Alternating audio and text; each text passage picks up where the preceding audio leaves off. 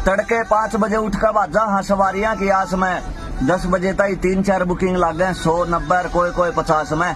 गाड़ी में बैठती है सवारी न्यू सोचा है कि इसी 3-4 पर चलावा जी तो ऐसा करे न तार का तड़र पैदल बजावा।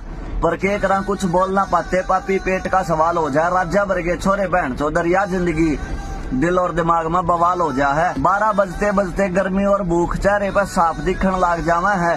शब्द बुंडी दा जब बना गैस फूक कर कटारिया चौक जावा रोशंती के दरवाजे बंद पा जावा है।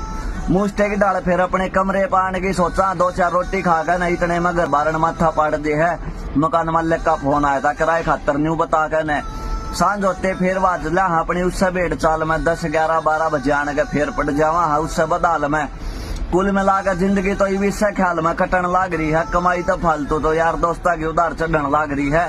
माँ बाप के सपने तो के पूरा करने थे अपनी रोटियां के लाले पड़ रहे हैं लोग न्यूज